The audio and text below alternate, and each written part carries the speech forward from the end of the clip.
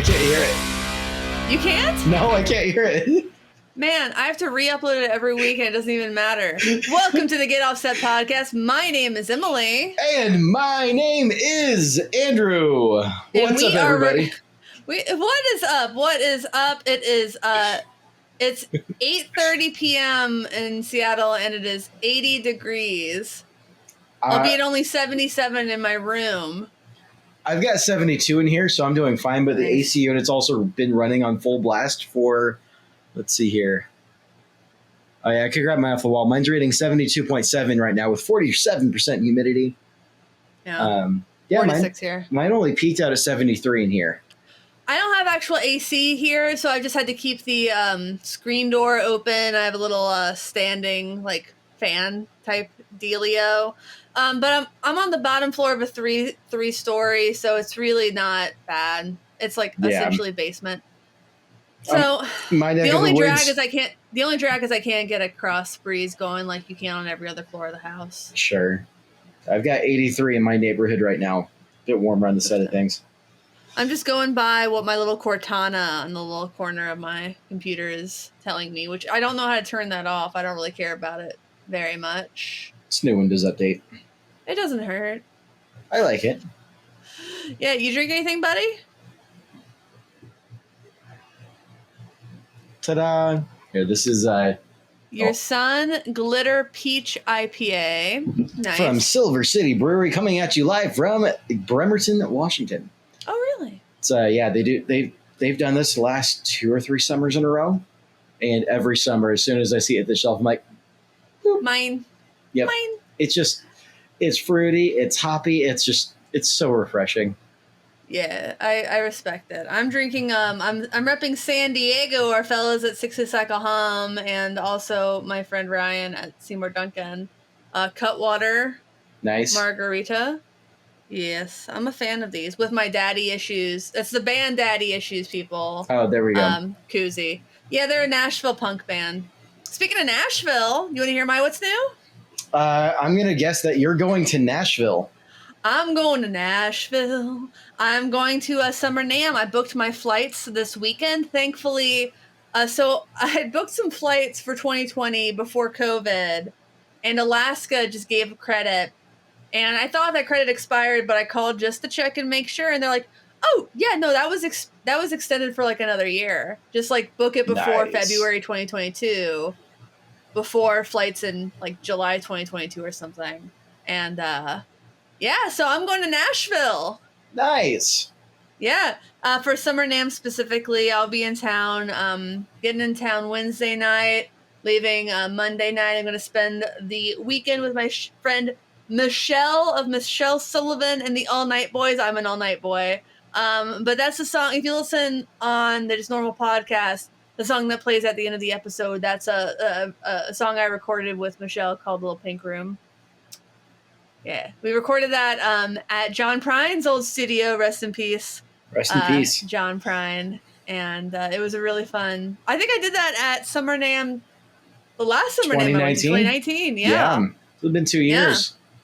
Whew. It does not feel like 2 years. No, it doesn't. Michelle's also the person who owned the dog named Cowboy that ate my Stetson. Rest in peace, Cowboy. Aww. So I can. Poor doggo. I feel a little bit more confident bringing a hat to Nashville this time around. Very cool. Very cool. Traveling is fun. It's nice to travel again.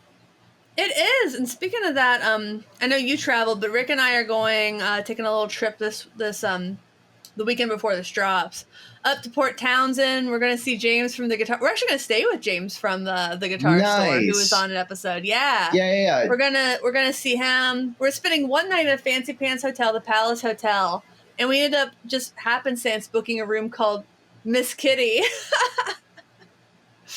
I know. I did not expect it. It's a very pink room, and it's called Miss Kitty, and it has a really nice water view. So I'm really excited about that. Saturday night, we're going to hang with my friend Mimi. She's got a farm up there. She, I forget. I think she was in a band that opened for Bikini Kill in Paris once or something like that. I don't know. She's a badass. I met her at a Hold Steady show. A guy in the front row fainted. and I turned around and I just yell, medic, medic, help, medic. Yeah. And she just hands some random guy her drink. And she's like, raw, just like pushes through, like, like brings the guy basically back to life. And she's like, I thought he was going to die. And then she was so mad. She found out it wasn't like a medical emergency for any other reason other than he took too many edibles. Oh no. Oh my god, that poor guy. Like, he and his girl like lined up early, got in the front row, and then he just has too many edibles. It could have been one of those things where it's like, oh, it's like only 10 milligrams, but it's like per serving size, and there's 10 serving sizes in the unit.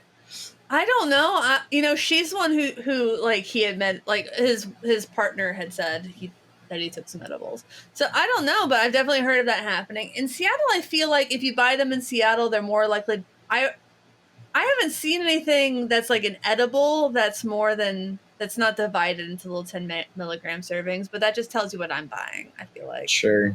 No, I was talking to a friend the other day. They're telling me about this time they were hanging out at a friend's place and they brought an edible for themselves. And they're like, oh, 10 milligrams, I can do this. It'll be a good time. And didn't realize that there's 12 serving sizes. And they just, it was a soda. It was a soda. And so they did the whole thing and slept for 18 hours straight on their friend's couch, missed a day of work, all that. How'd they feel when they woke up, though? What? Did they feel pretty good when they woke up? Because I feel like 18 hours of just like, would really do me some good. It was one of those like 30-second anecdotes like, oh yeah, this one time bro, like, yeah, I was so stoned. A mutual friend of ours had that experience at NAMM one year. Like, he got a brownie and he didn't realize it was, you know the story, yeah. And he just like ended up sleeping in the back of the car while the rest of them were at like the Earthquaker party or something. Yep. I forget the details, but passed out in a car in LA. It's a fun time. You gotta read the package, friends. Just read the package. Start with 2.5 if you've never had an edible. 5 if you've maybe had 1 or 2, and 10 if you're experienced. Like, that should be your max milligrams of THC you're consuming at first. Then you wait, and then you make decisions. Yeah. Yep. Yeah. Woo, buddy. Yeah. I've never been that high, thank God. I get high, like, I take an edible before bed, like an hour before bed. We watch like a couple episodes of a comedy or like one like reality show trashy thing to just kind of like give us like brain numbness before bed. And then that was I do what my the edibles stretches. And then I like, or a musical, and then I do my stretches. And I tell you, dude, one of my favorite things in the world is to just be like this high and like do some yoga poses. Like, it just makes the stretches feel better. It's like all I want to do when I'm high is just stretch every muscle in my body. Yeah, I can see that. Comment below if you're the same way. Do you want to do this spiel about Patreon and iTunes and whatnot? Yeah. Let's see here. Let's see if I can do the spiel. I actually don't know. I'm just going to wing this because I really don't know what I'm doing now. All right. So Patreon. Support us on Patreon because we are there and we would like your money. That would be great. Is that not convincing? And Andrew really wants to do that Metal Wiggles color. So please help us get to our monthly goal. Okay, I was trying to sabotage it, but I'm just so nervous. Patreon.com/GetOffset. Link in the video description or show notes. Yep. Man, I feel like we set that goal before I moved to this place, which would have been no. It was last summer. It was last summer. Okay. Mm-hmm. Because it was after we first got our first $25 a month Patreon. That was Noah, and I wrote the song "Old Growth" for Noah as part of that tier. I've since increased that tier to $50. So if you pledge $50 for Patreon in the second month, I will write you a song. Nice. And what's the tier for me to write a Wiggle song? But we hit $150 a month. Okay. Total. So if you do the $25 or $50 tier, I am pretty sure you'll get us there because I think we're at $130 a month. So we either need 4 more $5 donors, and that gets in each $5 donor gets access to the super secret Discord chat. 2 $10 donors, $10 a month gets you 1 piece of swag from our web store of your choice. A $25 donor, I forget if there's a special thing associated with that these days. I like that. But that's really I think I need to pick a Wiggle song and maybe start drafting it out and tracking the drums for that. I don't know any Wiggle songs, so this is all hot you, potato, my friend. hot potato. No, okay. Are you gonna get demonetized? Hot potato. I didn't say it in an Australian accent, so I think it will get flagged. I think we're fine there. Can I show you one more what's new before we keep going? Yeah, it's fine. My friend Alyssa makes these at the Fremont Market in Seattle. I think she's going to launch her US-based web store soon. But it's a beautiful painted pot. And she threw in the cactus for free because I was her first US customer. Well, that's very nice. Yeah. Cactus do taste good. Yeah, it does, actually. Cactus tacos. I do like cactus. Cactus jam. That sounds good. Yeah. Anything else you want to promote this? Like, comment, subscribe on YouTube? Like, comment, subscribe on YouTube. You only really see me on the podcast, but you do see Emily also doing all the demos. And I recommend subscribe. It's good stuff. My dad actually watched my whole... He says he watched my video about did singles kill albums? And I talked to him on Father's Day, and I said, you watched all 40 minutes of that? He's like, I caught about 30 seconds every 2 minutes. Well, hey, it's a good father for Father's Day weekend, right? Yeah, can I give a second to shout out my dad for driving my ass to guitar lessons for so long? Yeah, do it. Yeah, because I talked about my mom teaching me my first guitar chords, giving me my first guitar. My dad's the one who drove my ass to guitar lessons all the time for years. He'd drive me to guitar lessons and then we'd stop at Quiznos after. Aww. It was always really fun. My dad didn't drive me to guitar or to drum lessons.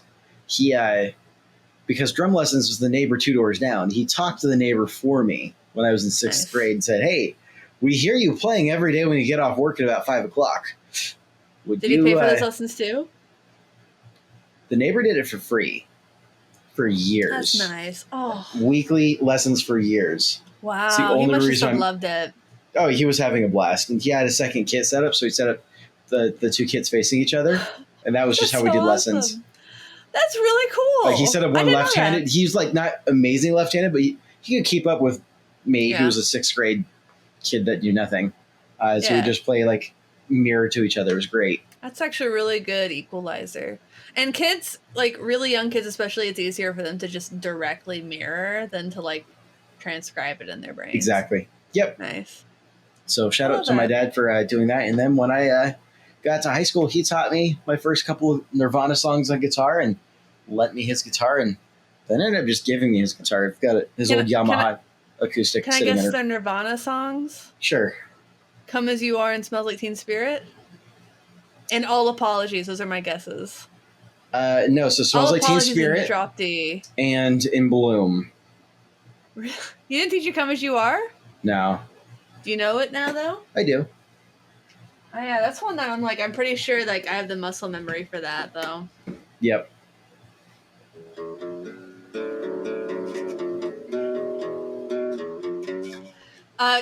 All Apologies is in drop D. Yeah, I don't think I've ever learned that one. It's really fun to play, to be honest. I recommend it. I'm not even a big Nirvana fan. You should also learn Celebrity Skin on guitar because it's very fun. I used to know more Nirvana songs, and I'm trying to think off the top of my head what I know. I try to think. I used to be able to play School. Just fine, because that was just absolute havoc. What album is that on? Is that on Bleach? That's on Bleach, yeah. And the Jason Everman funded record. And then my favorite Nirvana song, period, is About a Girl. That's just a great song. That's a great song, also on Bleach. Yep. What was the cover on that song that got them a lot of local press? No idea. The cover on that record. The cover on the record was just the not the visual cover, because the visual cover is Jason Everman, basically. Oh yeah, but I'm blanking. Love Buzz. Oh yeah. Yeah. Just had to like do a little circle on the track. Love Buzz. Can you feel my love buzz? Who wrote that? So anyway, shout out to my dad. I actually get to see my dad. He will be in town with this record when this episode drops. Nice. So he lands here in a couple of days. I haven't seen him in 2.5 years. That makes me so sad to think about. It's been a very long time. Yeah. And I'm very excited to see him. I'm glad you get to see each other finally. Yeah. No, it'll be good to see him. And Melissa and I were like, we got to play this out. And so I was talking to her last night. And I'm looking at the weather. I'm like, weather's going to be gorgeous, but it's going to be hot. And I'm like, oh. It's going to be hot for us. And I'm looking like, honey, this is going to be so hot out. Like, how are we going to deal with this? And I just started rattling off like the numbers. Like, all right, it's going to be like 87, 80, 82, 78, 87's legitimately hot. Yeah. And it's like reading off these numbers, and she just stares at me and gets like this concerned look. And then she goes, oh, you're talking about the weather. I thought you were reading off the obits for some reason. Like the ages of the deceased? Yeah. What are you, apartment hunting? What the hell? That's just not a bad way to apartment hunt in certain cities. I mean, no, it's her before her grandparents passed, her grandma would sit down with a Sunday paper, and that's how she would read the obits, and she would just start reading off the numbers. Oh, because I get it. Her grandma passed when she was like 91, 92. And so at that point, you just kind of read through like, oh, I didn't realize they passed. I'm friends with them. Kind of, I remember like sitting down Sunday morning at the table with her grandma as well, and like hearing her do that. So it feels so strange as a younger person, like really morbid, but I could also see if I take a step back and like, okay, like that makes sense. That's not as weird as it sounds. It's not. But just the look on her face when I was reading off those numbers was just like pure terror. Oh yeah, she just took her back to a very visceral place. Yeah. Juneteenth would have been my grandmother's 82nd birthday.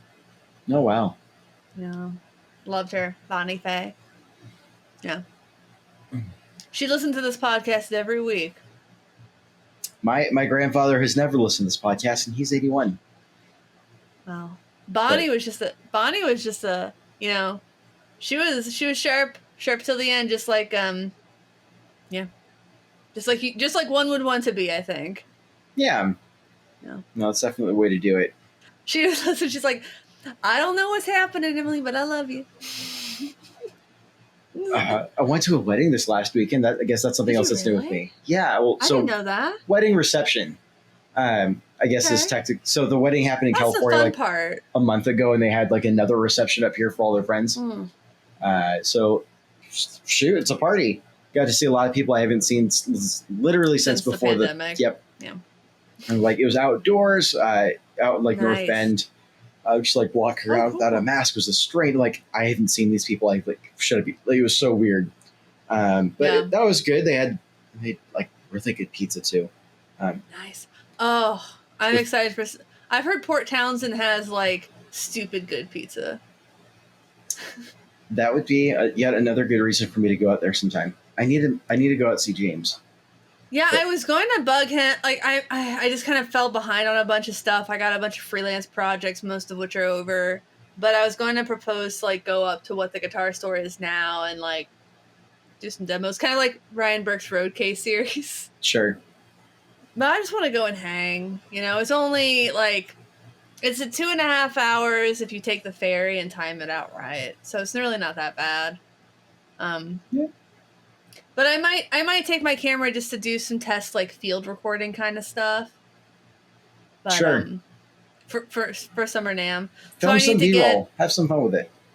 I think I will, because why not? We're gonna be there. We're gonna be at a very small town for an extended period of time. Yeah. So I feel like that's a great opportunity to just like kind of goof off, like do some things that can be like complete throwaway mistakes, because that's something I struggle with. Like, this is actually the test for my new lighting situation. I talked about the wall mounted lights. Yeah. Rick put one of them up this weekend. We just have to clear some space out for the second. But it's up here, and it's actually really, really great to have that floor space back. Totally. Just phenomenal. But for NAMM, like Summer NAMM, it's like last time I was there, it was kind of get the feelers. I have gotten a new field recorder from Zoom. It's the Zoom H6. I'm really excited about that coming in. So I can plug multiple microphones into it. Not sure if I'll use the hot shoe on. I think I'll probably hold the Zoom mic, the Zoom, and like clip it and actually use like microphones, Sure. and then use the hot shoe for my lighting situation for interviews and stuff. But I don't know. I know that Ryan Burke had quite an interesting setup with a HX Stomp. Yep. I think I might just do kind of that vibe, but just with the Iridium. Yeah, I can see that. Yeah. So I'll figure it out. I'll also probably talk to Karen and Grant in Nashville. I think most of the people I know who are doing stuff are doing with the boutique pedal booth.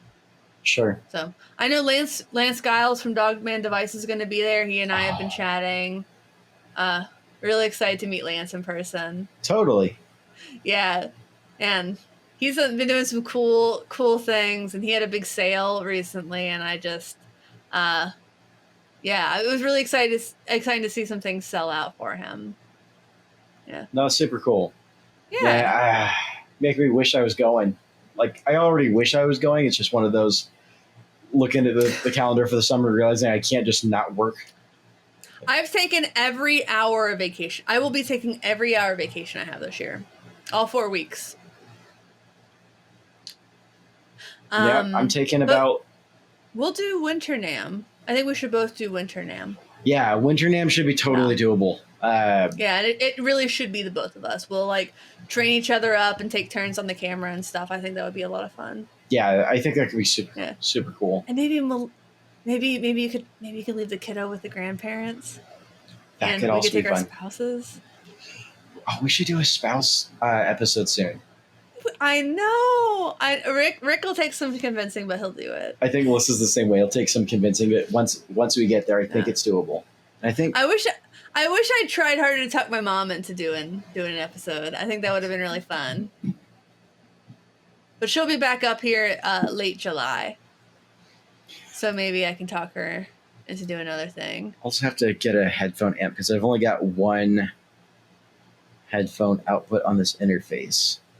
I might have a really terrible Behringer one sitting around somewhere. Why don't you just get a splitter? They're like $3. Yeah, that's probably not a bad idea there. I don't know. Yeah. But every day I take Zoom calls, and there are people on the Zoom calls who are just using their computer out. Yeah. Every single day. And 80% of the time it's not a problem, but yeah. Do you not have monitor out on the back of that Focusrite 2i2? Or I do have a monitor out, yeah. You could use that. Yeah. As a headphone out with a 1/4 inch, couldn't you? We'll see. Maybe. Or you can get a monitor like I have the JBL Bluetooth monitors, but I don't use the Bluetooth part on them. Or maybe you could use a Bluetooth headphone out. Oh, I got a couple of ideas. Well, I'll sort something out. There are options. That's the kind of the cool thing about tech nowadays is like there are lots of ways to like MacGyver what you're wanting to do, what you want to do. Totally. Yeah. Oh, when you said headphone out, I thought you said headphone amp, and I was thinking, why do you need that headphone amp? But I would happily loan you the Bookworm Devices White Whale. Yeah. Oh, I was thinking more like distribution amplifier, but like a regular old headphone amp also. No, I really have been having a lot of fun with the White Whale. It's stupid, but I've been having so much fun with it. Would the OB&E split meld work though? If worse came to worse? I'm just showing off all the things that I've been given and haven't yet demoed. Maybe. We'll figure something out. I'm not too worried about it. Figure it out. I'm not worried. I think I've got a small human knocking on my door. You want to run the ad roll while I deal with this for a second? Yes, absolutely. This week's episode of the Get Offset podcast is sponsored by Rude Tech Effects based out of Nashville, Tennessee, where I will be in July. Rude Tech Effects is most well known for their Ain't Afraid Cancer Fightin' Fuzz and their 3 Muff 14. Both of those are fuzzes. The 3 Muff 14 is especially exciting. It is 3 Russian big muffs in one with a wide range of extremely easy to use tone controls. You won't need to do a ton of tweaking on any of these things. It is actually shockingly easy to use and super versatile. And I'm a huge fan. You can use the code GETOFFSET at checkout to get free domestic shipping in the US or a discount on international shipping. I also would implore you to check out the Cancer Fightin' Fuzz. It comes as both pre-assembled and as a build-your-own situation. It took me just a couple hours to do the build-your-own situation. Jesse had a great video on YouTube explaining everything very clearly. I had a little mishap when I was building mine that was entirely my fault because I was feeling a little rushed because I was doing it during my lunch break and had to get back to work. But I figured it out, got it working. It sounds really cool. And for every kit you buy, Jesse can donate a kit to the Rock Camp of Middle Tennessee, teaching kids how to solder their own guitar pedals, which I think is a fantastic skill kids can learn. Especially as a young girl, I wasn't socialized to give a shit about electronics or how to make them. Thankfully, my dad and my grandfather both wanted to raise a young girl who knew her way around like a hammer and shit, but I never learned how to solder, even though I did learn a lot of other great things. So it was really, I think it's really cool that kids in general are learning how to solder thanks to fine folk like Jesse. And if you buy this kit for like $80 tops, I think, I forget the exact cost, you can help out a kid and have a really cool fuzz that you personally as a human being feel good about at the end of the day. That's Rude Tech Effects using the code GETOFFSET for free domestic and discounted international shipping. Well, there you go. Yeah, that worked out well. I was premiering the episode that we did with Demos in the Dark, and there was the point where you just kind of get up and walk away. And I forgot that you got up and walked away, and I kind of looked at Ryan and I said, Andrew's like, well, fuck all y'all, I guess. And I was like, and I respect it. Oh. Do you want to know why I got up and walked away? Yeah, to poop. I had one of those never trust a fart moments, and I was like, oh no. I'm not going to trust the fart. You didn't trust the fart. No. That's the second time in recent memory that's happened to you. There's something about podcasting. It's like the smell of coffee, podcasting. I mean, I'll tell you what it was. It was the 10 o'clock hour. You had your first cup and a half of coffee. Yep. No. Yep. That's why we're trying to move away from recording in the mornings. Yeah, too much information for everybody. Oh, it's entirely too much information. But yeah, I mean, it was one of those like, if I don't get up now, yeah, we've been there. We've all been there. I'm not gonna give more details, but I will just say we have all been there. So very human moment for me. I am. It's just the worst dictator. When you're on a conference call or something and you have to go to the bathroom and you're not sure if you can say, "Excuse me for a minute." I usually just message somebody and I'm like, "I will be right back." So that's what these are for. The wireless ones? Yeah, just Bluetooth headphones. You turn off your camera and... Okay, so my computer doesn't have Bluetooth on it. So unless I join from my phone and use my UE Fits... Yeah. Which are really cool. Have I talked about these things? I don't think you have. Dude, they're like amazing. I've done some marketing for UE and I got these so I could write about them better. But like they are they use Lightform technology, which is like, it's not exactly a new technology, but it's never been used in earbuds before. But when you get them, the whole like earpiece is this really soft, squishy plastic You put them in, you kind of like apply some gentle pressure, making sure you have a good bass seal. It's playing a music track while it's doing it. And then it activates these LEDs that kind of harden the rubber, the photopolymer into place. And it's the most comfortable. They're the most comfortable earbuds I've ever used in my life. I bought my husband a pair. This guy is like, I hate earbuds. I hate earbuds. Why did you buy me this? Puts them in, does the thing, just begrudgingly. He fucking loves them. This guy he just thought earbuds weren't for him, that like his ears were weird or whatever, and he loves them. He uses them all the time. And it's Ultimate Ears, so it sounds great. Yeah. Because they make IEMs for the like the most famous musicians, like Lady Gaga at the inauguration. I'm watching as like someone who does some marketing stuff for Ultimate Ears. I was like, she's wearing UEs. But the Super really Gold great ones that she had. Yeah. Like those went viral in some of the guitar communities, which they look surprised great. me. They looked perfect. They looked like they were part of like the ear cuff she was wearing. Yeah. It was great. Okay, and that's actually and just to do my marketing thing again. Like that's part of something that they do is they do like completely custom earpieces, like, and you can get extras. So these are my extras. And then I have the I bought these, and then I have the purple glitter. Yeah. So no sponsored placement. I bought those. I have questions. One, how much are the UE fits? Well, full price. They're God damn it, they're $250 full price. Okay. But they're on.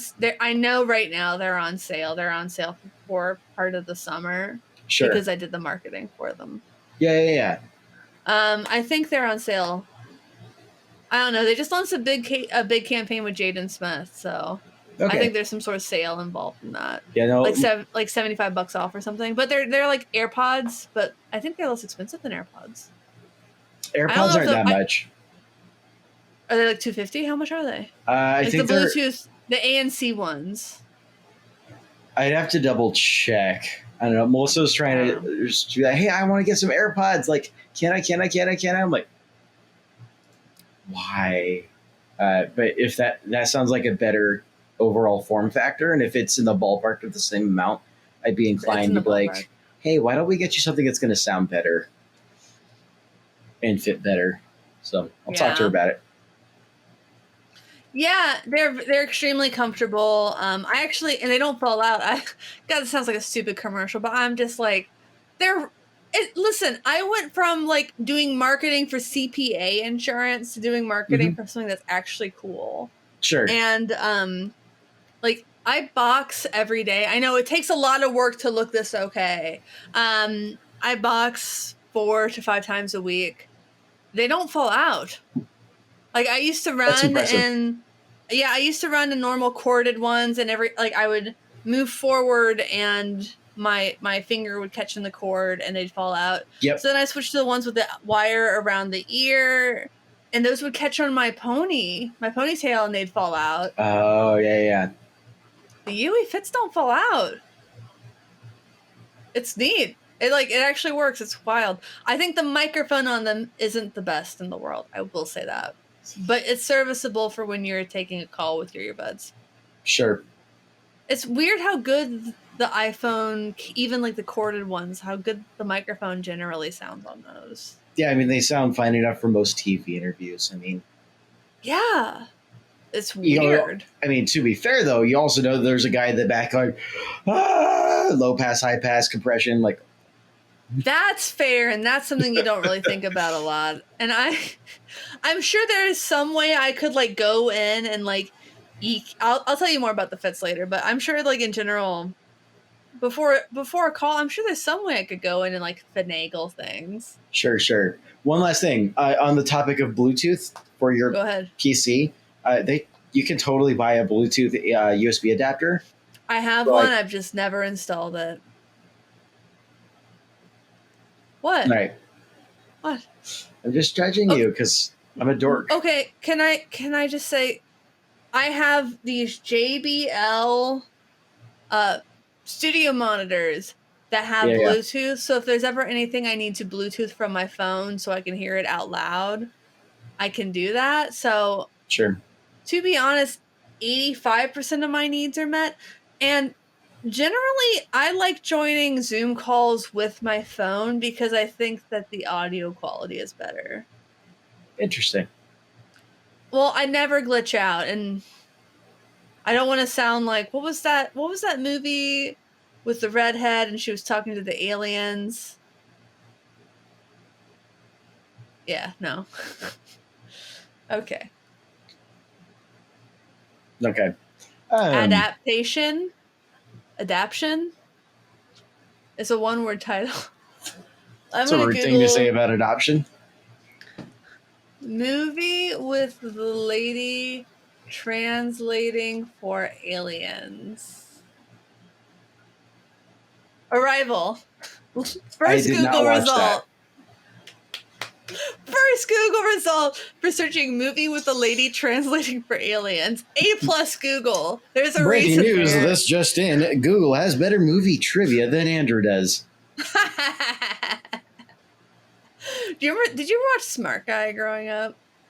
No.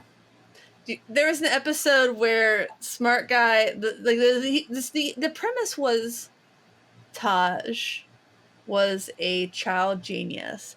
That's Okay. Maori, as in the younger brother of Tia and Tamara from Sister Sister. He had his own show where he was a child genius. He was in high school at the same grade level as his much older brother. And there was an episode involving chess where he was playing chess against the machine. The machine just kept winning. And he was practicing, and his older brother's completely dim-witted best friend was like, "I'll play you. I'll help you practice or whatever." And Taj is like, whatever. And the friend wins or is doing well, and the Smart Guy is like, "Well, it's because you're not doing anything with any strategy," and it clicks in his brain. He's like, "If I just act with no strategy, the computer won't be able to predict what I'm doing, and it will just explode." And that's what happened. Yep. But then Watson on Jeopardy beat Ken Jennings, our local hero. So I don't know. That strategy wouldn't work for trivia, probably. Trivia about a trivia show. There's layers to this now. You know, Ken Jennings usually, I saw him at the hardware store in my neighborhood once, and it was about as starstruck as I've ever been. Does he still start, like, out in public, does he start every sentence with "what is"? Or is that just... Listen, I walked in the door, turned around to my husband and went, and turned around and bought my poly finish for the guitar I was working on. It's like, sorry. Like, big Bobby Bear Jr. energy there. That's a different story for a different time. For sure. All right, so we've got a topic today. We do, and Andrew blissfully reminded me of this topic. I have the tweets pulled up now. Do you want to give a synopsis? I have no excuse. I've been thinking about it all day. Just sometimes when it's down to the wire, you fumble it like Chaim.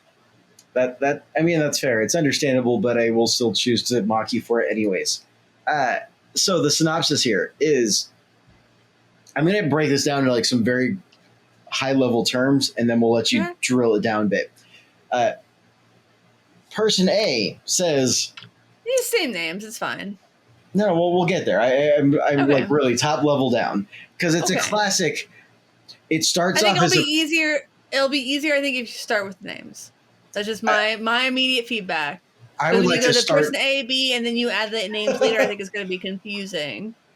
All right, so this is a classic example of someone who wants some equipment for free in exchange for exposure. Question mark.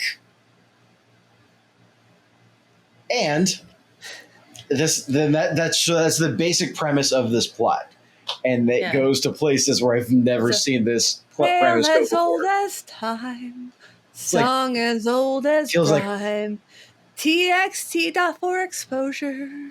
Yeah, but this story goes places. It's nuts. Definitely in the ballpark of like, it seems like one of those like it feels like a thriller novel or thriller show where it starts off like a really serene, like this is a very standard family sitcom. It starts to get really weird really fast. Like, oh my God, I didn't see that like coming. Lost. You're like, oh, it's a show about a plane crash.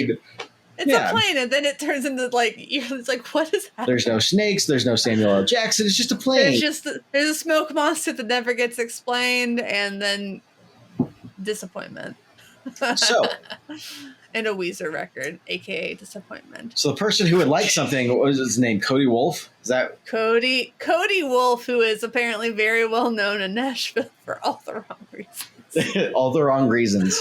All the wrong reasons. None of the reasons why you would want to be known in Nashville. Which is for being talented. That's the only reason you want to be known in Nashville. Because you're good at what you do and not a piece of shit. Yeah. No, I think I'd rather not be where I'm at right now, which is not known in Nashville whatsoever, than be known in Nashville for the reasons this guy is. But I'm actually I was weirdly famous in Nashville for a number of years, and I don't want to talk about it. I'm going to ask you that later, but not right now. You can ask me about it at the end of the episode, I'll tell you. Let's stay to Cody Wolf and our friends Small Sound, Big Sound. Small Sound, Big Sound. A fantastic pedal company, most famous for the Fuck Overdrive, which if you listen to our first episode of Mike Adams, he has a custom Fuck Overdrive called the Fudge Overdrive, and it has Ralphie from A Christmas Story on it. So that's actually my introduction to Small Sound, Big Sound. Actually, honestly, that was also my introduction to Small Sound, Big Sound. And if I had to take a gander, Mike has given them some of the most publicity. After Cody Wolf. But yeah, so small company, I imagine maybe 1.5 people. Like the main person and then maybe some help and small company. You know? And I will say, I don't do a ton of demos with very small companies when I do. They're either free, I pay for the pedal, or I demo the pedal and I send it back. And there's a reason for that. It's because they're small. And they have limited budget. And the smaller the business, the more I want to help them out. Generally speaking. Totally. It kind of depends. It really, like, frankly, I charge for every demo I do now. I'm going to play the part of Cody Wolf. I'll be the dirtbag here. Play the part of Cody Wolf, but you have to commit. Actually, I think, might it be more fun if I play the part of Cody Wolf? I don't know. I've got the crumbled up beer can here, so. Okay, sure. I'm just actually going to read the direct message thread that Small Sound, Big Sound posted. Yeah, I've got it pulled up. All right, go ahead. Read it. Hey, I came across your Fuck Overdrive and I really like it. Any chance I could try it out and you could add me on as an artist? Kind of wanted to be a secret weapon. Looking for really unique pedals so I can kind of create my own sound as an artist. And this thing is both cool and unique. I think it would fit really well. Half off for your favorite private jet rocking future country superstar? So then Small Sound Overdrive. Do you want us to, can we start dissecting it, or do we want to get through the whole thing? We can get through the whole thing. That's the best slide of this whole thing. So I know this dude's a fucking idiot. So then we get into Small Sound, Big Sound response. Hey, thanks so much for the interest. I have some thoughts! ! First off, flexing that you fly private but are asking for $100 off from an independent gear manufacturer is not really a good look and definitely doesn't impress me in the slightest. I would rethink this approach when contacting other makers in the future. Second, your last tweet felt a bit transphobic, so how about we make a deal? I'll give you a discount. Make a $150 donation to nomoredysphoria.org and send me a screenshot and the pedal is yours. And Cody's response is to block him. Blocked. Can we start with this weird? Yes, blocked. And hold that up. So I just want people keep it up. I want to point out something. This dude pointed out a private plane. Not only does he have a terrible Photoshop private plane in his profile picture, his cover image is of him stepping off of a private plane, and he mentioned a private plane in the message. And if you look at this dude's Instagram, there's 15 photos or something of him on a stupid ass fake private plane that he probably rented for 2 hours to take a photo shoot with 5 different shirts. That's my guess. This person has been near a private plane and has made it his entire personality. And what's worse is I sincerely thought he's been on a private plane. Because, like, if you think about Florida, do you know the band Florida Georgia Line? I do, yes. Well, they came from so much money that one of their dads owned and flew had a plane that he flew around and sadly died in an accident involving that plane. And I wouldn't wish that on anybody. But, like, so I'm thinking someone in country music who has access to a private plane, not weird. But the more I dug into it, the more I realized, what are you playing? Feeling so fly like a G6 by Far East Movement. Nice. I respect it. So I just assumed this guy had been on a private plane, and I find out later, probably not. Because up-and-coming musicians, let me talk to you for a second. Let me talk sincerely to up-and-coming musicians about private planes. Don't do it. Don't do it until you have Maren Morris money. Because if your label, if your management, if anybody who's not you puts you on a private plane, you think, cool, someone's flying me on a private plane. Wrong. Someone is charging you for that private plane. You are flying everybody else on that plane. It's coming out of your money. So fly commercial, babies, until you have real money. And this guy, this Cody Wolf guy, firstly, he posted this big, long thing on his website that gave a lot of insight to him. He's written songs since he was a teenager. Very cool. Fine. I love it. He got on Twitter and social media as a teenager. Cool. Fine. I love it. He started using Just Unfollow for a long time. I respect it. But this guy, through bot purchases and allegedly using this kind of unfollow software, which I've personally used, full disclosure, I'm a marketer. I've tried to use it smartly. He's amassed 500,000 YouTube followers, Twitter followers. And he gets an average of about 20 to 30 likes per post, which means what you're doing as marketing isn't working. That's bad return, friends. It's a bad return. It's bad. It's bad. It's awful. And this guy, apparently, he seems to create what they call sock puppet. Andrew, do you know what a sock puppet account is? Where you create an account that you then log into just like you interact with your own stuff. Like a little sock puppet that you talk to. Trolls do it a lot. Trolls will do it to legitimize their own accounts. Politicians do it. Mm-hmm. To say things like, no, I'm not going to get into that. That's not worth it. Oh, that's a great idea. That sounds affordable. No, just like, and then they forget to log into their sock puppet accounts and then just post something as the sock puppet account. Yeah, that happened last year, and it was really, really funny.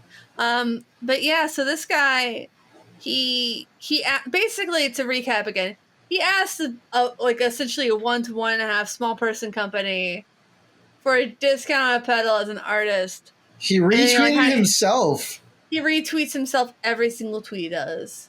Oh my God. Every single one. Every single one. Every single one. I don't know why. I can't explain it. I don't care to know why. So yeah, it's not uncommon for artists to ask brands they like if they can be endorsed by this brand. It's really normal. And like I, as a demo artist, frequently reach out to brands and ask, do you have any demo needs? I haven't done that in a minute. I should do more of that. This guy didn't approach it well. I don't tend to approach the world's smallest brands that do cool stuff if they'll give me something. I might ask at most for an artist discount. And maybe I'll ask for something on loan. I really try not to approach people in this way. But what the most offensive thing about this is the guy asks small sound, big sound for a discount, and then tries to talk about flying on private jets. Like, I am sorry. I think it's the biggest farce in the world that the people who can most afford, like, Converse shoes and shit, get them for free. It is a farce. Hey, yeah, Mr. Bezos. I'd love for you to have this card, but could you pay for it? Because you're. I bet he pays for cars. He doesn't really influence anything except for like other entrepreneur types. Sure. I'm just thinking. I see Elon Musk getting more leeway in terms of like free shit. Or his girlfriend. Grimes. Yeah, I could see that. I like her music, generally speaking. I also loved her as a Princess Peach on SNL. That was so bad. It was. I refuse to watch any of his stuff on SNL. Haven't yet. I won't. I watched the whole thing. I'm gonna Won't do it. Watch it later, but I still watched it. Yeah, I mean, piggybacking off of last week's episode, he's just not a great human. I've heard enough stories about what he's like. I'm not interested. I don't know. I really haven't. I know his family Why are we talking about Elon Musk again? Anyways. I think he can be quite funny. I also think he can be an asshole, but again, people contain multitudes. Go on. Send him your hate. Send him your hate mail. Hate mail. Not me. Don't send me. That's fine. I can take it. I can too, but I don't want to. I mean, yeah. Uh-oh, he went away. Oh, no, he came back. No, I didn't go away. No, I hit the big freeze. I hit the big freeze! It's not the brain freeze. So you reminded us to bring up this topic. So what's funny to me is that I end up falling down a big Cody Wolf rabbit hole that I'm happy to talk about, but I would love to hear whatever you have to say first. I mean, for starters, what he tweeted was very transphobic. He said, why do all the women in Texas have Adam apples? Yeah. Which is... Yeah, that's not great. I mean, I just don't know why you would tweet that. Yeah, I don't know. Is it... I guess... Is it a slam against Texas? Is it a slam against trans women? Why would is it like what? I don't understand the point. From a monetary perspective, as a country musician, why the fuck would you try to insult all the women of Texas? They're probably your single largest demographic. Like, what is wrong with you as a stupid dum-dum that you're trying to insult? One, women are the biggest consumers of country music by a lot. Two, Texas has to be one of the biggest consumers of country music. So to insult women from Texas would I can't even think of I can't think of anything that's like that's that stupid to insult your family. You know, for someone who we've established as a wonderful marketing presence. Oh my God. It seems like such an out of left field kind of move. I think it falls so much in the category of like the women have Adam's apples. like I don't know. It's like it's some childish man baby toxic masculinity kind of nonsense. It's like there was a female folk singer in kind of the vein of Ani DeFranco years ago who stood up against gay marriage, and I'm like, bitch, do you know your audience is 95% lesbians? What are you doing? Like, what are you doing? There weren't men listening to this. There were not straight men. Right, and that's obviously, and that all this criticism like falls into the category like this is just talking about the money. It's not even talking about the decency. I know. It's capitalism. You got to make money. Could you imagine Melissa Etheridge coming out for Prop 8 or like against gay marriage? She'd be like, Melissa, no, have some self-respect. This stupid country singer insulting every woman in Texas. And also, it was very transphobic. I'm just imagining this now coming on like at a line dancing club, and then women just tossing their Bud Light bottles. Going, boo! Turn it off. You called us. You said we had Adam's house. I'm like, listen. I think that people on the show expect and understand that we're like, if you're transphobic, you can fuck all the way off. But like, from just a pure capitalism perspective, could you have done something dumber? Like, I imagine if he had a real publicist and not just his fake publicist that he made up, which seems to be what happens. Like I would scream so hard at you if you were my client and I was your publicist and you were a country singer and you insulted every woman in Texas. I'd smack you in the ear.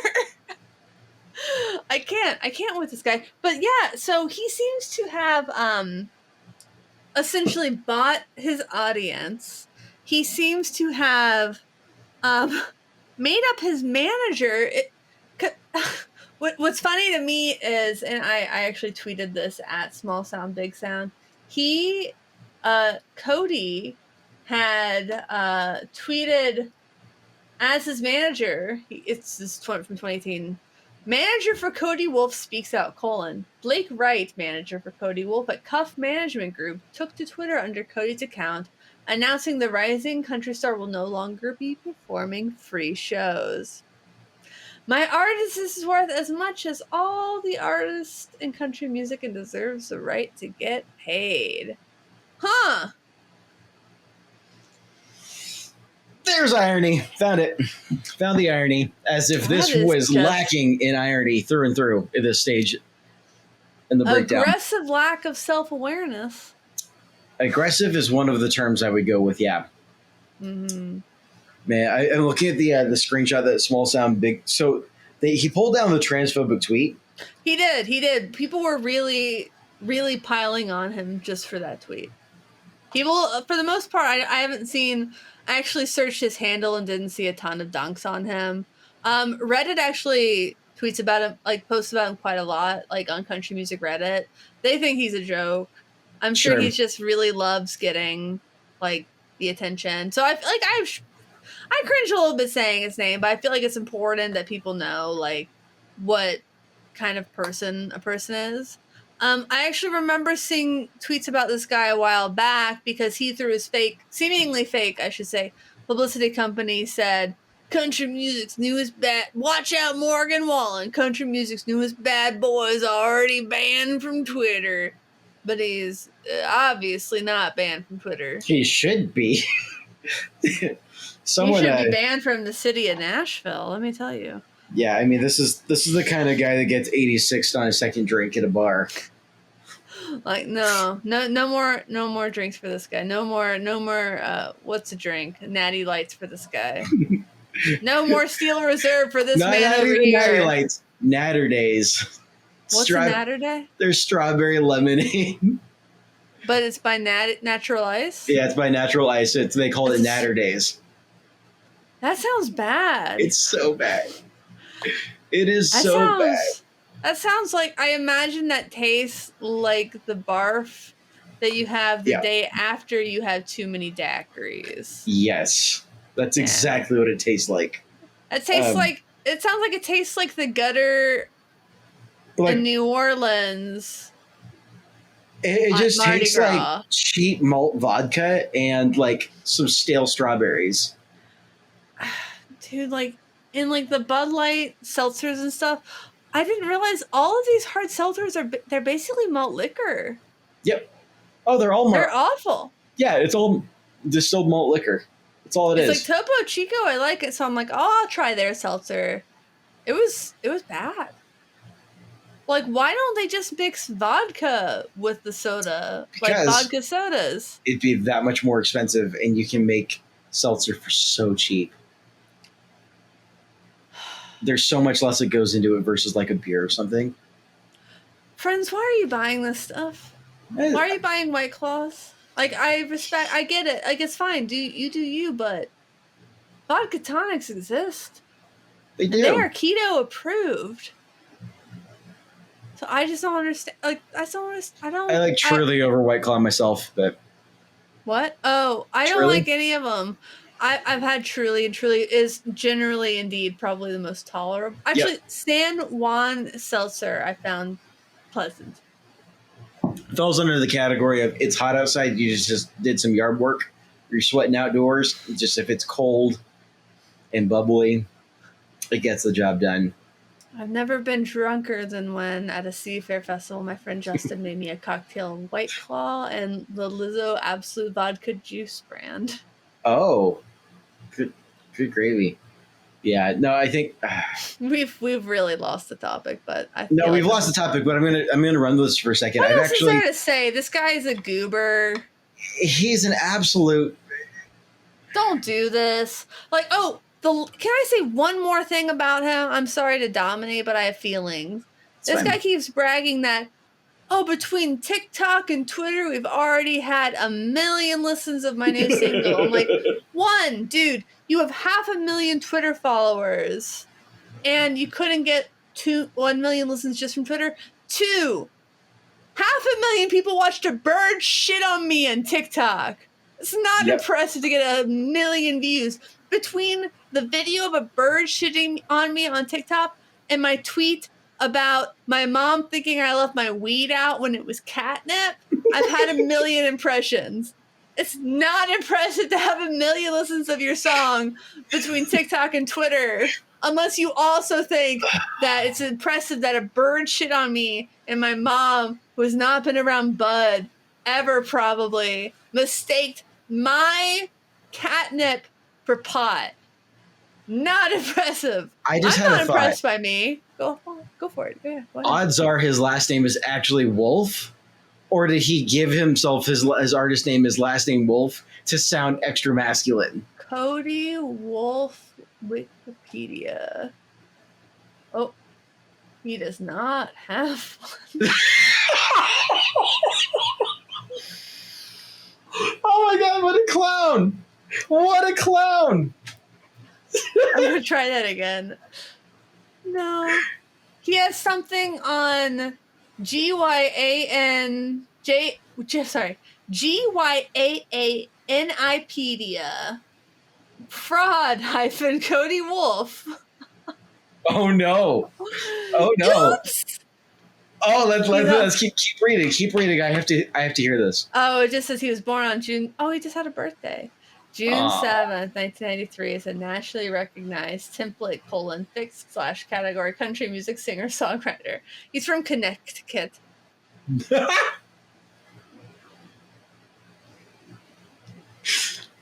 Sorry to our listeners from Connecticut. That wasn't directed specifically at you. You think we have listeners in Connecticut? Connecticut. I think we have more listeners in like Nova Scotia. I mean, I believe that, but I think we have a pretty strong Canadian fan base. I do. Oh boy, I do love Canada. Eh? I love Canada. Please adopt me, Canada. I need to go sometime. Oh, you should. When the borders open up, we should do a Vancouver thing. Yeah, when the borders open up. Nicole Lozanac in Vancouver, BC. If you have guitar repair needs or want to buy a fantastic guitar by a fantastic luthier, Nicole Lozanac in Vancouver, BC. Yeah, if you need to go to Vancouver, go have some dim sum. Oh yeah.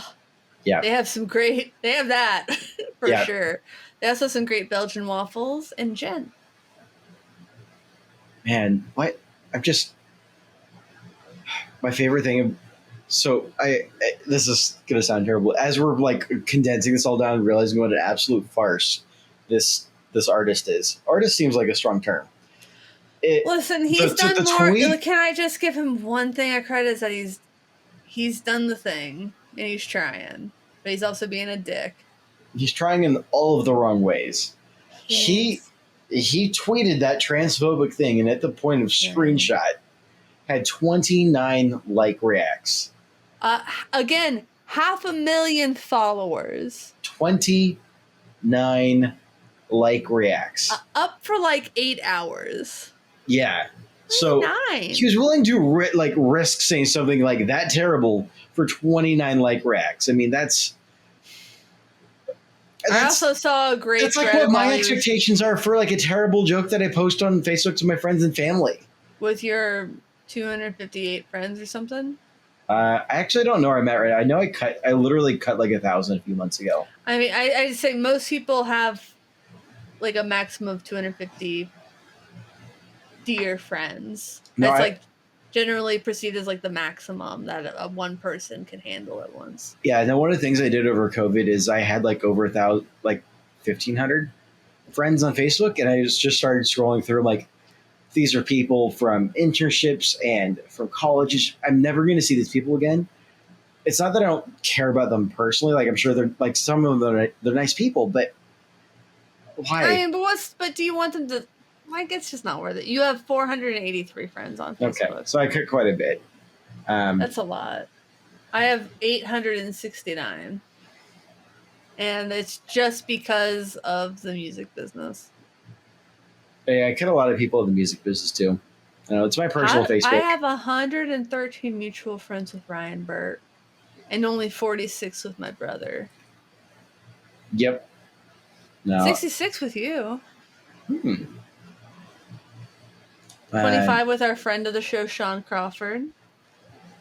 So, anyways, let's talk about something important. I have had more light beer the last couple of weeks than I've had in my entire life. How does it make you feel? Disappointed in myself because I enjoyed it. Don't be disappointed because you like what you like unless what you like is hateful. So when I was in Nebraska, I had a Coors Light that was in the it's like that can bottle thing where it's like shaped like a bottle, but it's an aluminum can. That's because we were playing ping pong in a hot garage. Granted, it's like an aluminum, but it still has a twisty top. It's twisty top, but yeah. The aluminum. They love to give those out at races at 5Ks. Yeah. Yeah. So I mean, my diet that weekend was terrible. The closest thing I had to a vegetable is the corn in my grits, and I'm not even kidding about that. But so I had that, and then at the wedding they had Corona extras, and it was just one of those. I mean, it was hot. It was outdoors. Can you please tell me they put an E at the beginning of extra, and the word extra didn't start with letter X on the can? I don't remember. I think there's an E though. So I had a couple of those, and it was warm. I mean, it was warm outside. The beer wasn't warm. The beer was ice cold. It was sitting in the cooler. That sounds awful. It's just one of those like. No, dude. When it's hot, like when it's hot, you drink what you're given. Like you drink what's available to keep yourself cool. Of course, drinking beer on a hot day sounds dehydrating and awful. Like I've been to a lot of Bonnaroos and I've never drank at any of them until it got dark. I think it just fell into the category of like.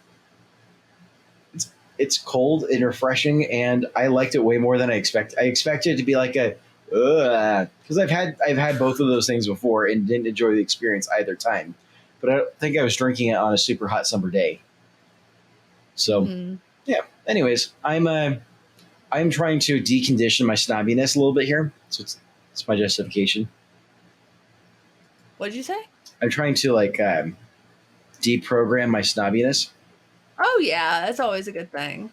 Can I tell you about something that, speaking of snobbiness, something that I've really liked? What? It's this coffee. It's like this little pour over packets. The company's called Copper Cow, and it's this little packet, and you just kind of put it over your coffee mug. It like has little wings that come out, so it just kind of hangs over your coffee mug. You don't need any extra equipment, so you just tear open the little bag, and then you pour hot water. And you can fill the bag 2 to 5 times. 5 would be like an Americano. 2 would be like a traditional espresso.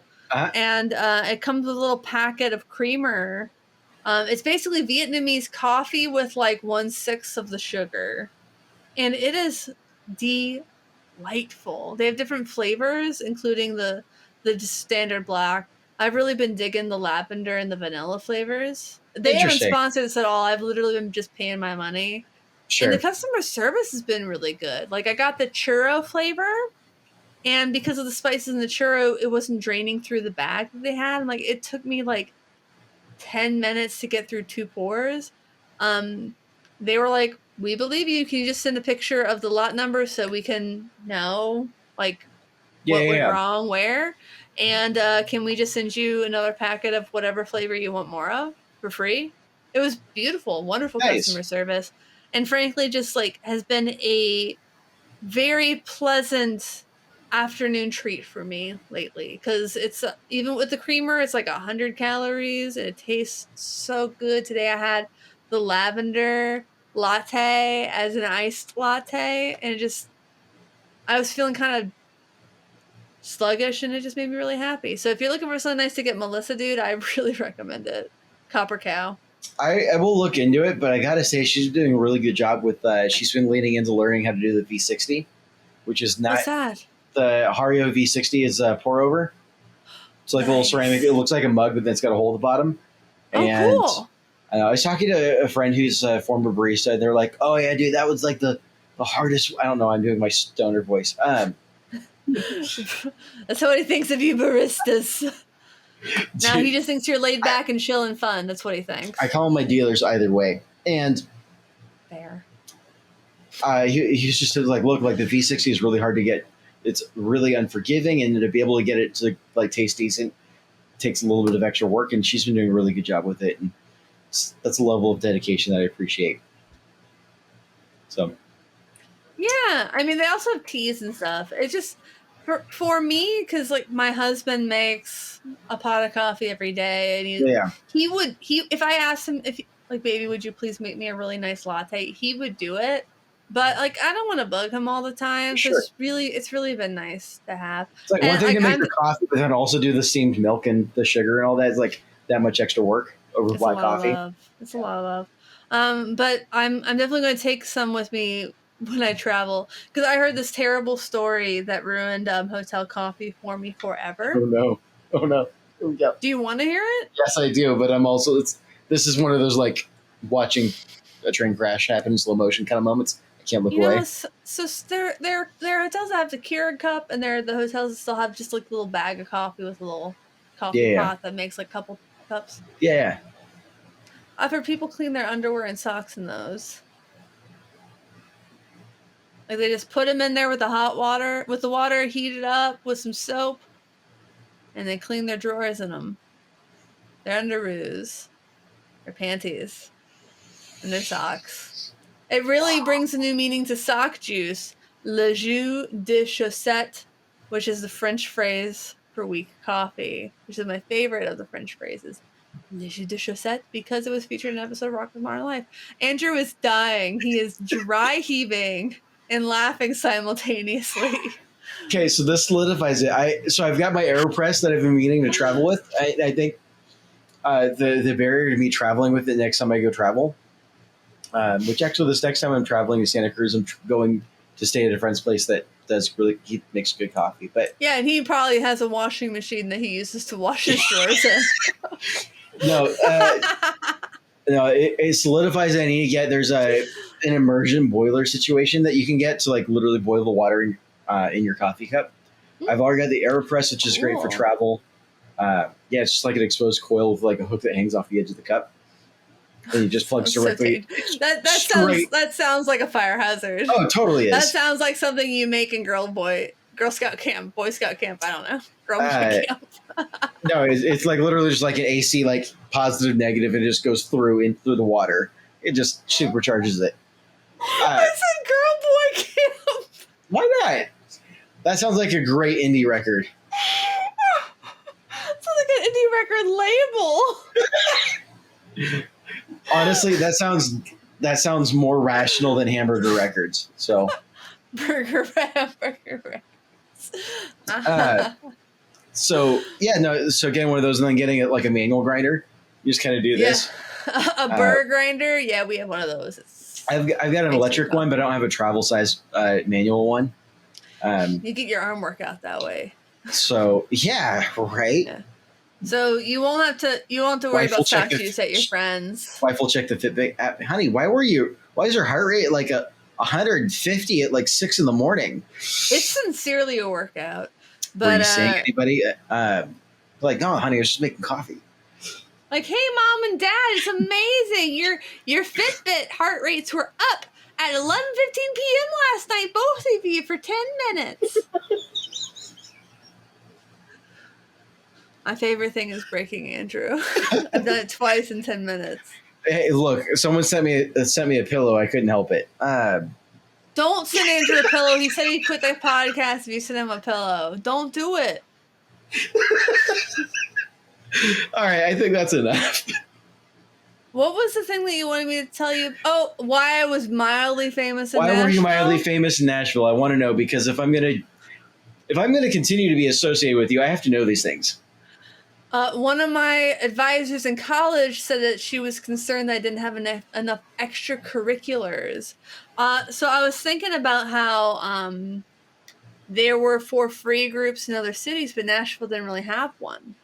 So I started at first a Twitter account called Nash for Free, where I would just tweet about free shit that was happening in Nashville. And that turned into a blog called NashvilleForFree.com. And it was getting like 1,000 views a day. It was quite a successful blog. It was featured in the Nashville scene for best resource for all things free in Nashville. I actually lost a few friendships over it and made some small amounts of money on it. But and that has been weirdly a major part in many of the jobs I've gotten in my adult life, was that I had a website that was successful called NashvilleForFree.com. I was hoping I would get to take over from Ms. Cheap at the Tennessean, but I think she's still there. Yeah, but yeah, so I remember once I went on a date, kind of like a blind internet date kind of thing. And I told the guy I ran NashvilleForFree.com, and he got real fanboy. And I was like, I need to leave. Oh no. Yeah, but people knew what it was, and it was like I think some Nashvillians of a certain age will remember NashvilleForFree.com. That was a unique age of Nashville blogosphere. It was kind of that seems like a good reason to have name recognition in Nashville, though. It is because I did a thing no one else was really doing. No one, like Ms. Cheap had her demographic and I had mine. And it taught me a lot. It taught me how to write for an audience, because I thought the audience would be a lot of college kids like I was at the time. Turns out it was a lot of young families who wanted free shit to do on the weekends. And a lot of people. I think that is significantly more impressive than like, oh, I jerked off in a private jet. No, he rented a private jet for a couple hours for a photo shoot. That, and I do. And what do you think he did with that time? I think he changed his shirt as many times as he possibly could, Andrew. So he could have a whole like started with a long beard and a whole rack of shirts, and like slowly trimmed down his beard and changed shirts. It looked like, and then posted them in opposite order. Yeah, yeah, that sounds about right.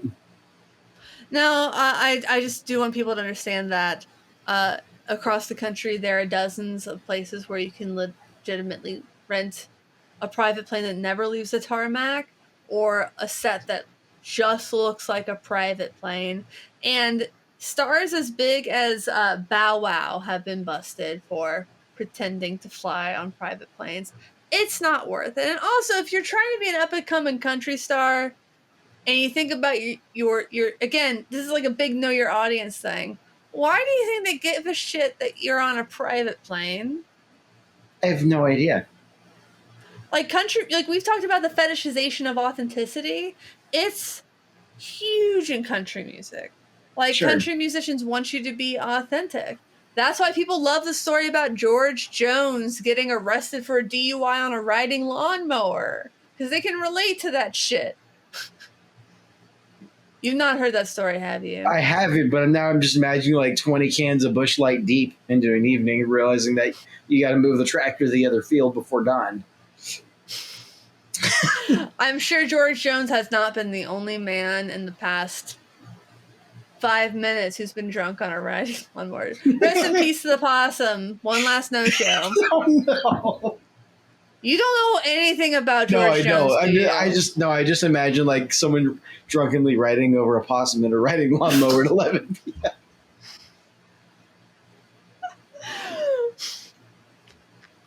No. One of my most beloved stuffed animals. For playing dead. It's compost now. One of my most beloved childhood stuffed animals was a stuffy of a possum. Did you have fun? Was this a normal thing to have, listeners? Please Please tell me. Okay. Well, this has been a fun one, though. Yeah, I'm actually like tearing up a little bit from that one. But did you know that George Jones's nickname was the Possum? I don't know who George Jones is. Jesus Christ! You're so fucking fired! Oh my god! How? Who's the most famous country singer you know? Clint Black, Garth What? Brooks, Hey, and that's Tim pretty McGraw. famous. Those are the three I listened to as a kid. You've never heard the song White Lightning?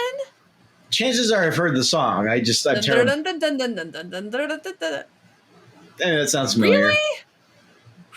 White Lightning? Dude, he stopped loving her today? I'm pretty sure that was him. Married to Tammy Wynette? Let's just say Year for the Roses? there's a reason. There is a reason why I signed up to do a metalcore cover of a Wiggle song, not a country cover. Yeah, I would do the country cover. Yeah. Okay. Well, so right now, the patreon.com/getoffset thing is $100. Andrew does a metalcore version of the Wiggle song. At $250, I'll do a George Jones-esque country music cover of one of the songs. Obviously, I'll have to get a man to sing it because shit. I'll sing it. I'll do my fake country voice. How? Okay, do it. Okay. Right now, or I won't commit. No, I can't do it on the spot like that. I got to sit in a corner like by myself, my own vocal booth. Loving her today. Been a long day. For the roses. So Melissa hates me for this, but when she gets into a song, I like to break out my country voice, and she'll do like get into a pop song, and I'll just start singing your in country voice? Like, it's been a long day. Just kind of very hick. That's not bad. Without you, my friend. That's actually vaguely George Jones-esque. I think Okay, there we go. I think you've heard George Jones songs. I think you understand that George Jones's voice is like the ideal male country singer voice. It is actually quite a perfect voice. It's all right. Well, that's a lot to live up to. I can't guarantee. If I tried it, it'll be anything but cartoonish, but I'll have fun with it. Well, thanks for watching. This has been Get Offset. My name is Andrew. And my name is Emily. Thank you for Until next watching. time. Thanks for listening. Thanks for understanding. Until next time. We're doing great. Goodbye. Goodbye.